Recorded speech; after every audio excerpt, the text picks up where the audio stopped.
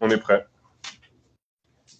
Ok, alors j'ai l'enregistrement en attente. Pourquoi il se lance pas? Voilà, c'est bon. Donc vous me dites et puis c'est go. Ouais, c'est bon. Allez, c'est parti alors. Bonjour à toutes et à tous. Donc, on va vous présenter notre soutenance de projet de fin de spécialité TSI qui s'intitule Création de visites virtuelles 360 via un outil SIG couplé à un moteur de jeu 3D.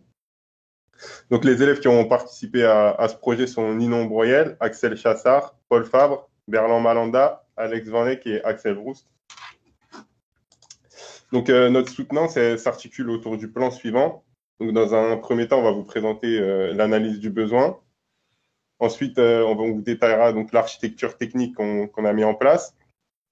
Dans un troisième temps, on fera une démonstration. Et enfin, on vous parlera de notre gestion de projet. Ce projet il a été réalisé en collaboration avec l'entreprise Sword. Donc, c'est une société de services numériques qui possède une antenne spécialisée dans les systèmes d'information géographique. Nous étions encadrés par Monsieur Valentin Bouquet, qui est chef de projet au sein de cette entreprise. L'entreprise Sword, elle mène actuellement divers travaux de recherche et développement sur les systèmes d'information géographique en 3D, que plusieurs projets ont été faits avec des technologies Esri ou Cesium. Donc, c'est à l'image de ce qu'on voit sur la gauche de cette diapositive. Mais ce qui pêche actuellement un peu dans ces technologies, c'est la qualité graphique, notamment au niveau des textures et des capacités à faire des simulations physiques. Donc, ce qu'a souhaité l'entreprise Sword, c'est exploiter le potentiel graphique des moteurs de jeux 3D pour obtenir des choses comme ce qu'on voit plutôt sur la droite de la diapositive, avec donc de meilleures textures et des capacités à faire des simulations d'ensoleillement, de pluie ou d'autres phénomènes physiques. Néanmoins, utiliser un moteur de jeu 3D directement dans un navigateur web et avec un ordinateur sans capacité graphique avancée, ça peut être lourd. C'est pourquoi l'entreprise, elle a émis l'idée d'extraire des panoramas 360 degrés à des positions fixes des moteurs de jeu 3D afin de les intégrer dans un SIG externe et proposer un mode dit Street View, c'est-à-dire un mode de visualisation de panorama. Ainsi, l'entreprise elle a souhaité pour notre projet que nous réalisions une preuve de concept sur la création de visites virtuelles 360 degrés via un outil SIG couplé à un moteur de jeu 3D. Donc, les visites virtuelles, ce sont des séries de panoramas donc au format image issu des moteurs de jeu et à travers lesquels on peut naviguer, donc se déplacer de panorama en panorama. L'outil SIG, ça concerne une couche cartographique sur laquelle on peut tracer, manipuler et visualiser des itinéraires. Et enfin, les moteurs de jeux 3D, ce sont des plateformes ou logiciels qui permettent de créer des jeux vidéo et qui ont été utilisés dans le cadre de ce projet pour simuler un environnement géographique en 3D. Donc, nous avons commencé notre projet par une phase d'analyse du besoin. Et tout d'abord, pour placer notre projet dans un cadre concret, nous avons établi un scénario qui est que le parc d'affaires de Crécy, là où se situent actuellement les locaux de Sword en région lyonnaise, n'existerait pas. Il serait en projet. Et donc, un promoteur immobilier souhaiterait le vendre aux dirigeants de Sword qui cherchent des emplacements pour leur nouveau bureau. Donc, tout ça est fictif. C'était pour le cadre de notre projet. Et donc, le promoteur, il aurait des maquettes virtuelles du projet et il les présenterait via une page web sur un ordinateur avec des configurations graphiques classiques. Il présenterait le projet aux dirigeants de Sword, mais il souhaite tout de même que les visites soient de bonne qualité graphique. Donc, à partir de ce scénario, nous avons établi un diagramme de cas d'utilisation. Nous avons deux acteurs qui sont concernés par notre application. Le promoteur qui va créer les visites virtuelles et le visiteur qui va, lui, les visualiser. Donc, le promoteur, son premier besoin, c'est de pouvoir tracer des itinéraires, et donc c'est-à-dire tracer des visites. Et donc, à partir de cet itinéraire, ensuite, pouvoir les modifier et les supprimer. Et ensuite, il a également comme besoin de pouvoir ajouter des informations sur les panoramas, comme des infobules textuelles, des images ou encore du son. Ensuite, notre deuxième utilisateur, qui est le visiteur, lui, il a comme besoin de pouvoir visualiser les itinéraires que le promoteur a tracés. Et puis, à partir d'un itinéraire, visualiser les panoramas de cet itinéraire. Donc, pour ça, il faut qu'il puisse changer de panorama pour pouvoir naviguer. Et ensuite, ses autres besoins sont de pouvoir sélectionner des simulations physiques, obtenir des informations sur les éléments qu'il voit, et enfin, visualiser l'itinéraire sur une minimap. Et donc, tous ces besoins du visiteur, les promoteurs peuvent également les utiliser pour contrôler les panoramas qu'il a fait. Enfin, nous avions diverses contraintes techniques à prendre en compte pour que notre projet, dicté par notre commanditaire, en fait, pour que notre projet soit bien conforme à la preuve de concept attendue. Donc, pour cela, il fallait que l'application soit disponible via une page web. Nous devions utiliser des panoramas, c'est-à-dire que nous ne pouvions pas, par exemple, faire une virtualisation de l'environnement du moteur de jeu 3D en WebGL comme nous avions pensé au début. Nous avions vraiment la contrainte d'utiliser des formats images. Ensuite, ces panoramas ils devaient être issus d'un moteur de jeu 3D. Et enfin, les itinéraires tracés, ils devaient être tracés dans un environnement avec un contexte géographique, c'est-à-dire qu'on devait connaître le système de référence des positions des panoramas mis par le promoteur. Donc voilà pour cette partie analyse du besoin. Je vais maintenant laisser Alex entamer une description plus technique de notre projet. Donc, je vais vous maintenant parler de l'architecture technique de notre application. Donc, cette architecture est découpée en 3 tiers. Donc, le premier tiers est plus pour tout ce qui est visualisation et qui va beaucoup servir pour les utilisateurs et pour le promoteur. Donc, elle est composée d'une interface web avec laquelle, du coup, l'utilisateur va pouvoir interagir. Le deuxième tiers est un serveur applicatif qui est un serveur Node.js et qui contient aussi un build Unity. Donc, cette partie-là va plus s'attaquer à tout ce qui est traitement, donc qui va permettre de faire tous les panoramas, notamment dans le build Unity, et faire aussi tout le système de routage. Enfin, notre troisième tiers est un serveur de base de données, donc qui va nous servir à pérenniser nos données, donc que ce soit les tracés qui soient faits, ainsi que les images qui sont générées dans notre build Unity. Donc, on a utilisé différentes technologies dans ces 3 tiers. Donc, dans le premier tiers, nous avons utilisé Vue.js, Leaflet ainsi que Panelum. Donc, nous avons choisi Leaflet car nous avions besoin on avait un besoin cartographique.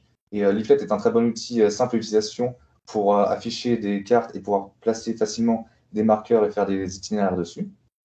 Nous avons aussi utilisé Panelum qui nous a servi pour visualiser les panoramas 360 et ainsi pouvoir créer les tours de visite et pouvoir se déplacer facilement de panorama en panorama. Enfin, nous avons décidé d'utiliser Vue.js pour nous simplifier la vie avec un framework qui est très facile d'utilisation et qui dispose de composants.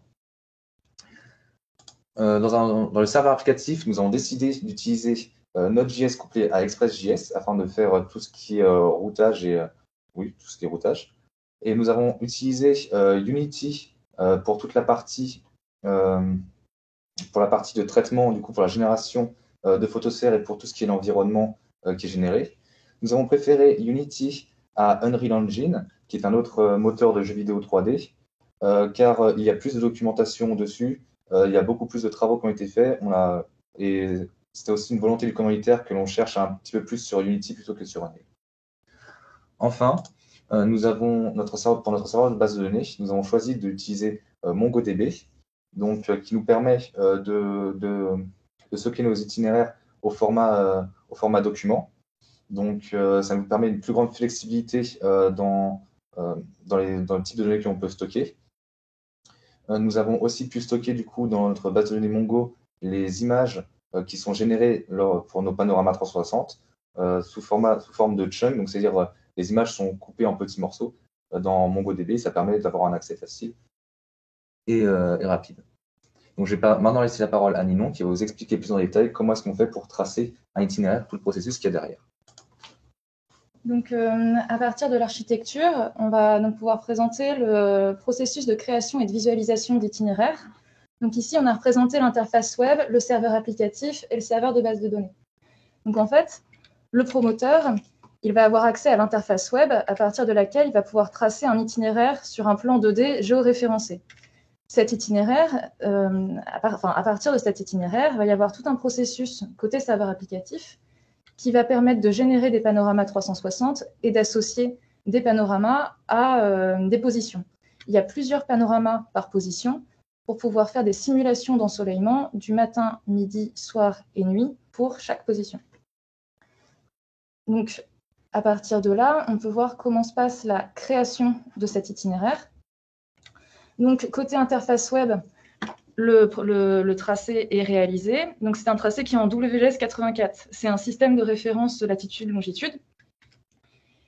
Ce tracé est envoyé au serveur Node.js, qui va donc pouvoir récupérer les positions de l'itinéraire. À partir de là, l'objectif, c'est d'envoyer ces positions à l'application Unity pour qu'elle puisse prendre les panoramas 360. Sauf que l'application Unity, elle fonctionne de manière autonome, c'est-à-dire qu'une fois que l'application est lancée, elle ne peut pas interagir avec le serveur Node.js. Donc, ce qu'on a fait, c'est que avant le lancement de l'application, le serveur Node va aller écrire dans un fichier de l'application Unity les coordonnées des positions de l'itinéraire. Et donc, une fois que ça s'est fait, on peut lancer l'application Unity. Donc, l'application se lance, ça va exécuter un script qui va aller lire l'ensemble des positions dans le fichier dans lequel on vient d'écrire, qui va transformer chacune de ces positions dans le système Unity, qui ensuite va pouvoir placer dans le monde Unity des caméras à ces positions pour pouvoir prendre des panoramas 360 du monde Unity en simulant différents ensoleillements. Chaque image est ensuite enregistrée dans un dossier propre à l'intérieur de l'application Unity. Et une fois que tous les panoramas 360 ont été pris, l'application se ferme et maintenant le serveur Node.js peut aller récupérer ces panoramas 360 dans le dossier de l'application Unity. Il va pouvoir lier chaque image à une position et à un ensoleillement de l'itinéraire. Et donc ensuite, il va pouvoir enregistrer l'itinéraire et les images associées dans la base de données. Donc c'est comme ça qu'on arrive à avoir un itinéraire géoréférencé avec associé des images de panorama 360. Donc à partir de là, on peut visualiser ces itinéraires. Donc pour ça, c'est du côté de l'interface web, donc on va pouvoir donc visualiser ces itinéraires. On va récupérer via le serveur et la base de données tous les itinéraires contenus sur la base. Ces itinéraires vont s'afficher sur le plan 2D géoréférencé côté interface web, ce qui va donc permettre à l'utilisateur de sélectionner un itinéraire. Donc à partir de là, on va pouvoir récupérer toutes les images associées à cet itinéraire. Et une fois qu'on a toutes ces images, on peut basculer dans le mode Street View visite virtuelle des panoramas 360 qui sont donc issus du monde Unity.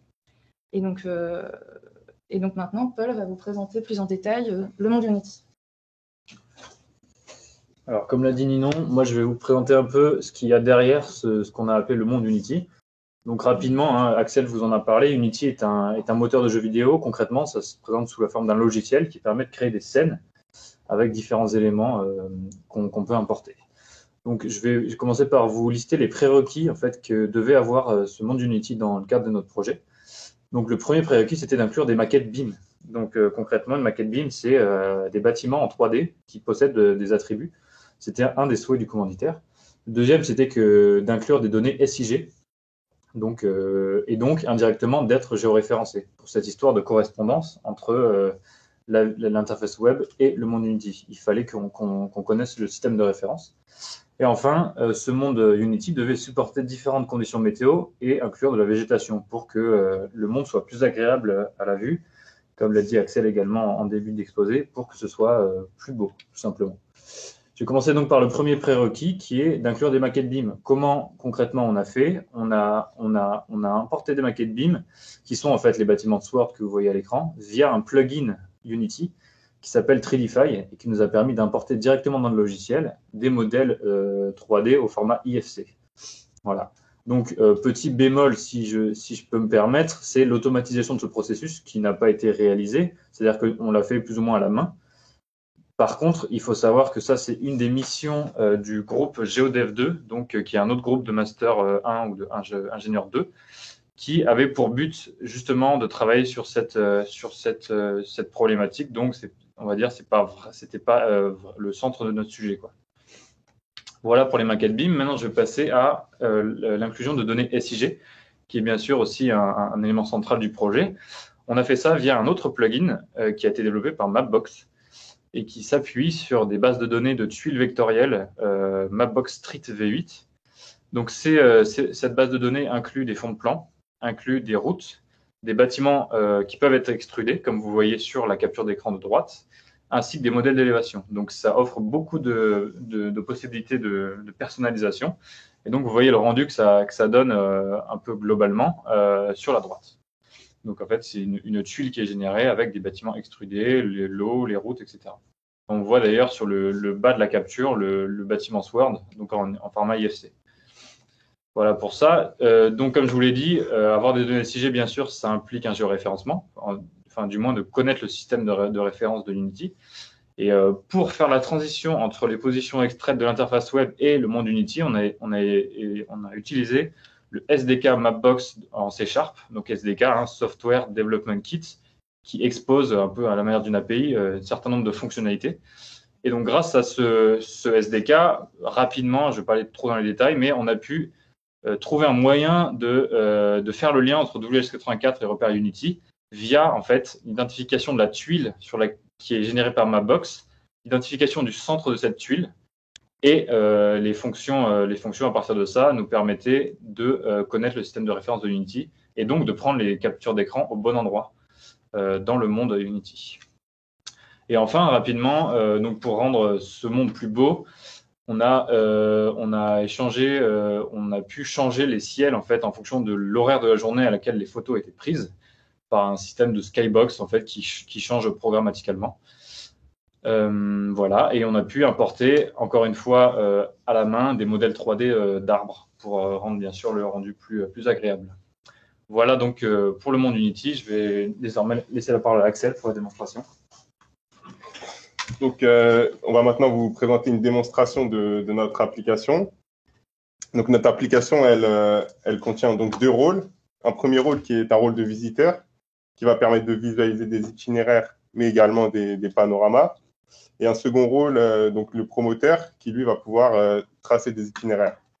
Donc, lors du lancement de notre application, nous arrivons donc sur un plan 2D qui nous permet de visualiser les itinéraires. Là, il n'y en a aucun parce qu'on n'en a pas encore créé, donc on va en créer un tout de suite. Pour cela, il faut s'authentifier en tant que promoteur. Et donc, une fois que nous sommes identifiés en tant que promoteur, on voit qu'une nouvelle fonctionnalité apparaît qui nous permet donc de tracer des itinéraires. Donc, lors de la sélection de cette fonctionnalité, nous nous retrouvons toujours sur le même plan 2D, mais avec cette fois-ci un formulaire qui va permettre d'assister le promoteur pour placer des sommets et les relier. Donc, pour placer un sommet, il suffit tout simplement de cliquer sur le plan et un nouveau formulaire apparaît avec un nom et une hauteur par défaut. Donc, on peut bien sûr modifier le nom. Hop. Donc, on va faire une visite du bâtiment neuf de Sword. Et je vais donc placer un point dans le hall. Un point dans un bureau de Sword. Un point donc dans un bureau à l'étage, cette fois-ci, de Sword.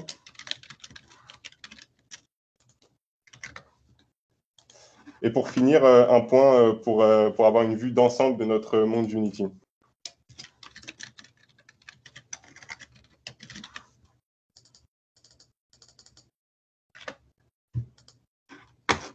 Donc, le promoteur doit ensuite relier les sommets. Hop. Donc, le fait de relier les sommets permet de faire communiquer les panoramas entre eux. Donc, à partir du hall, on aura donc accès au bureau de l'étage et au bureau au rez-de-chaussée. Donc, avant de valider son itinéraire, il est nécessaire donc, de lui donner un nom. Hop.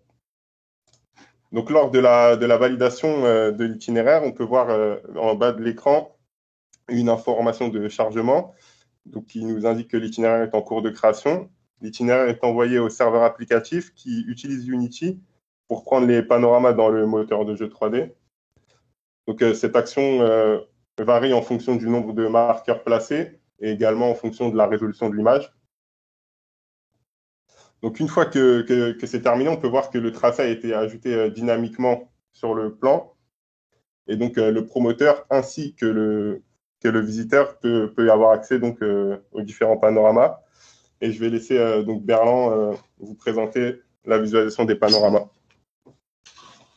Alors, justement, une fois que l'itinéraire est placé sur l'interface de visualisation, on peut décider d'aller visualiser les panoramas qui correspondent à cet itinéraire-là. Et donc, ce qu'il faut faire, c'est qu'il faut cliquer sur le nom de l'itinéraire. Et une fois que c'est fait, on bascule en mode visionneuse avec un formulaire qui nous indique, qui nous permet de choisir les horaires de la journée, matin, midi, soir, nuit, et les conditions météo. Pour l'instant, on ne gère que l'ensoleillement. Et donc, du coup, on va le faire. Je vais par exemple prendre le matin. Voilà. Quand je valide, je bascule en mode visionneuse des panoramas. Et là, on voit qu'on a vraiment un panorama 360. On peut tourner horizontalement à 360 degrés. On peut tourner verticalement voilà, à 360 degrés aussi. Et en bas à gauche, nous avons une minimap qui nous montre la position sur le terrain du panorama que nous sommes en train de visualiser. Et en plus, on peut switcher entre les panoramas, c'est-à-dire se balader dans l'itinéraire avec les flèches qui sont là. Et en plus, ces flèches-là, elles nous indiquent le nom du point vers lequel on veut aller. Donc là, par exemple, on va aller dans le hall. Je rentre dans le hall et on voit bien qu'on est dans l'IFC de Sword. Et donc, vous avez l'intérieur qui est là. Voilà, on se balade comme si on y était dans la réalité, quoi. Et voilà, là, c'est le hall. Et on peut continuer, on peut zoomer, dézoomer, faire tout ce qu'on veut. Ouais. Et là, je peux décider d'aller dans un bureau. Voilà, dans ce bureau-là. J'y suis, voilà. Je peux décider de sortir, d'aller ailleurs, en fait, de repartir dans le hall, c'est comme je veux, d'aller dans le bureau qui est à l'étage, voilà. On est bien dans un bureau qui est à l'étage, on a la fenêtre, on a tout ce qu'il faut. Voilà, on peut zoomer, dézoomer, ainsi de suite. Et là, je peux décider de repartir dans le hall et même de ressortir. Voilà, devant le hall. On voit bien qu'on est devant le hall. Et je peux me placer sur la vue d'ensemble pour avoir une vue générale du monde Unity. Et là, il y a un truc très intéressant, c'est qu'on peut en direct changer la simulation physique. Donc là, je viens là, on était le matin, je peux mettre à midi. Et on voit bien que ça s'adapte. C'est comme si on était vraiment à midi. Et le soleil qui brille aux zénith. Et voilà, on peut changer, on peut même mettre le soir. On voit qu'à chaque fois, ça s'adapte. Et nous avons même le ciel qui s'adapte aux conditions du soir. Et voilà, on peut même vous mettre la nuit pour que vous voyez à quoi ça ressemble. Et la nuit, on est vraiment dans la nuit, tout est sombre. Voilà à peu près comment fonctionne notre application. Et du coup, voilà, pour la démonstration, c'est terminé. On va passer à la gestion de projet. En ce qui concerne la gestion de projet, d'une façon générale, nous avons mis en place la méthode Scrum que nous avons appris en classe. Et dès le départ, on s'était partagé les rôles. Enfin, on avait un Scrum Master et un Product Owner qui étaient constamment en contact avec le client pour spécifier le besoin. Et d'une façon un peu plus technique, nous avons, dès le départ, divisé en fait le groupe en 3 sous-groupes, on va dire, en fonction des sujets que nous avions à avoir dès le départ. Il y avait un groupe qui faisait l'état de l'art sur Unity. Il y avait un groupe qui regardait comment on pouvait mettre en place la visionneuse de panorama. Et il y avait un autre groupe qui regardait comment on pouvait mettre en place les serveurs, ainsi de suite, bien évidemment avec le regard et l'aval de tout le monde. Et une fois que l'état de l'art a été fait, une fois qu'on avait à peu près des idées claires sur où est-ce qu'on allait, finalement, on s'est divisé en 2 groupes. Il y avait un groupe back qui gérait Unity, la mise en place des serveurs et la mise en relation de ces serveurs-là. Et il y avait un groupe front qui s'occupait de tout ce qui était map, tracé d'itinéraire, visionneuse des panoramas. Et donc, je vais passer la parole à Alex pour la conclusion. Donc maintenant, je vais vous parler de réalisation. Donc tout d'abord, qu'est-ce qu'on a réussi à faire dans ce projet? Nous avons réussi à faire la capture et la visualisation de panorama 360 issu d'un moteur de jeu vidéo, donc qui était vraiment quelque chose qui était voulu par notre commanditaire. Nous avons réussi à géoréférencer dans un monde physique et avec des données IFC dans un moteur de jeu vidéo. Nous avons ensuite réussi à automatiser toute la chaîne de processus, donc toute la chaîne de traçage et de visualisation d'itinéraire. Donc, on peut dire qu'on a réussi la preuve de concept réalisée, que et qu'on on allait au bout de notre travail. Donc, je vais laisser maintenant la parole à Ninon. Donc, la principale difficulté qu'on a rencontrée sur le projet, ça a été par rapport à la création du monde de Unity, et notamment sur la génération de la lumière pour la prise de panorama. Pendant longtemps, on avait des problèmes d'ombre et de luminosité qui rendaient les panoramas peu exploitables.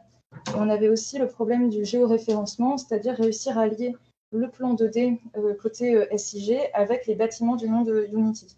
Et finalement, on a trouvé la solution via la compilation du projet Unity, ce qui nous a permis d'utiliser Mapbox et de profiter de la génération automatique de la lumière par Unity.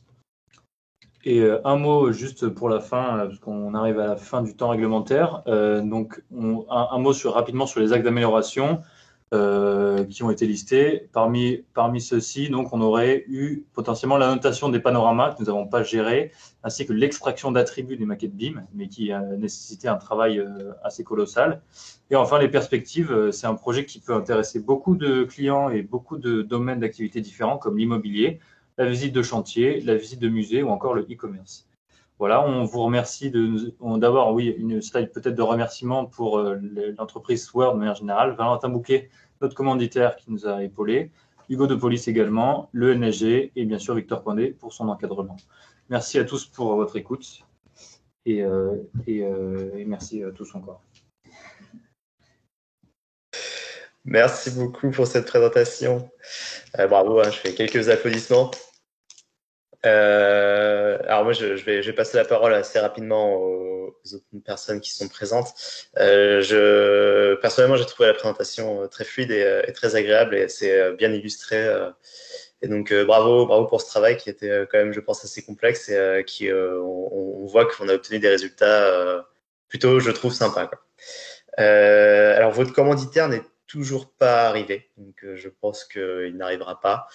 Je vais couper l'enregistrement à partir de maintenant, hein. Ce qui est intéressant, c'était surtout d'avoir la présentation.